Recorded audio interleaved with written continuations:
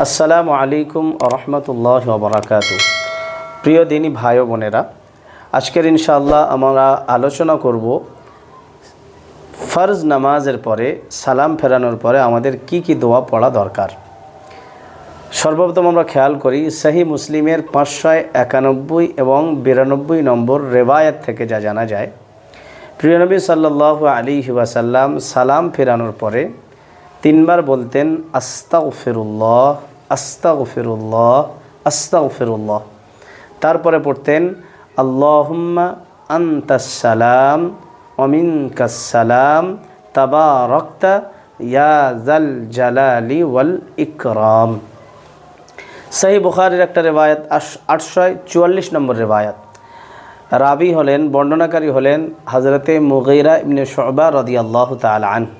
তিনি রিওয়ায়াত বর্ণনা বলছেন প্রিয় নবী সাল্লাল্লাহু আলাইহি ওয়াসাল্লাম প্রত্যেক ফরজ নামাজের পরে পড়তেন লা ইলাহা ইল্লাল্লাহ ওয়াহদাহু লা শারীকা লা লাহুল মুলকু ওয়া লাহুল হামদু ওয়া হুয়া আলা কুল্লি শাইইন কাদির। তারপরে পড়তেন আল্লাহুম্মা লা মানিআ লিমা আ'তাইত ওয়া লা মু'তিয়া লিমা মানা'তা ওয়ালা ইয়ানফাউ যাল জাদ্দি মিনকাল জাদ। এটা পড়তেন। সুনান আবি দাউদের একটা রেওয়ায়াত খেয়াল করি 1522 নম্বর রেওয়ায়াত। হযরতে মুআদ বিন জাবাল রাদিয়াল্লাহু তাআলা আনহুর সূত্রে বর্ণিত, তিনি বলছেন প্রিয় নবী সাল্লাল্লাহু আলাইহি ওয়াসাল্লাম একদা আমার হাত ধরলেন, হাত ধরে বললেন যে মুআদ, আল্লাহর শপথ আমি তোমাকে ভালোবাসি। আবার বললেন আল্লাহর শপথ আমি তোমাকে ভালোবাসি। তারপরে প্রিয় নবী সাল্লাল্লাহু আলাইহি ওয়াসাল্লাম বললেন, মুআজ, তুমি ফরজ নামাজের পরে কখনো এই দোয়াটা পরিহার করবে না। সে দোয়াটা কি? আল্লাহুম্মা আইন্না আলা যিকরিকা ওয়া শুকরিকা ওয়া হুসনি ইবাদাতিক। আরেকটা রিওয়ায়াত আমরা খেয়াল করি, যেটা সুনানে কুবরা লিল বাইহাকি এবং নাসাইর মধ্যে এসছে, যে আল্লাহ রসুল সাল্লাল্লাহু আলাইহি ওয়াসাল্লাম বলেছেন মান কারাআ আয়াতাল কুরসি ফি দুবরি কুল্লি সালাতিন মাকতুবাত লা ইয়ামনাউহু দুখুলাল জান্নাতি ইল্লাল মাউত। রেওয়ায়াত এসছে যে কোনো ব্যক্তি যদি ফরজ নামাজের পরে আয়াতুল কুরসি পাঠ করে তো জান্নাতে যাওয়ার থেকে শুধুমাত্র মৃত্যু তার প্রতিবন্ধক হয়ে রয়েছে।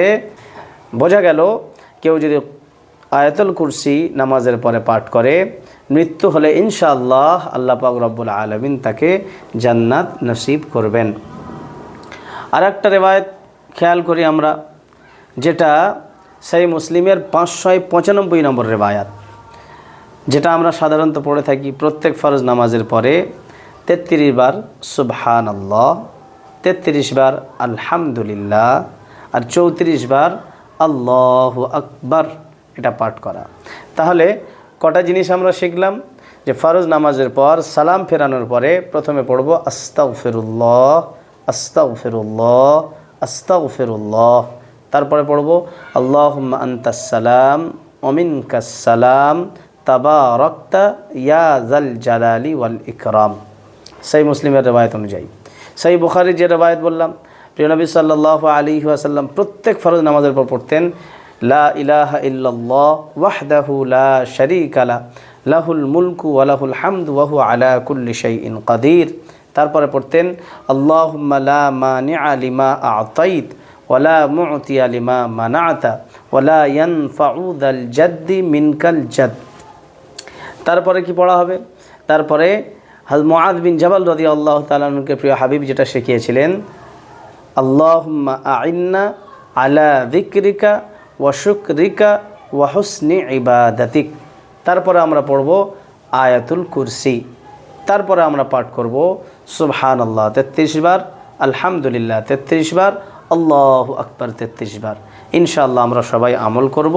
আর সওয়াবের নিয়তে ইনশাআল্লাহ জিম্মাদারি হিসাবে আমরা প্রত্যেককে এই ভিডিওটা শেয়ার করব, যেন প্রত্যেকেই প্রিয় হাবিব সাল্লাল্লাহু আলাইহি ওয়াসাল্লামের সুন্নাতের উপরে আমল করতে পারে এবং ফরজ নামাজের পরে যেন নিজের আমলের মধ্যে এই আমলগুলো আনতে পারে এবং এই জিকির আজকারগুলো যেন করতে পারে। আল্লাহ সকলকে তৌফিক দান করুক।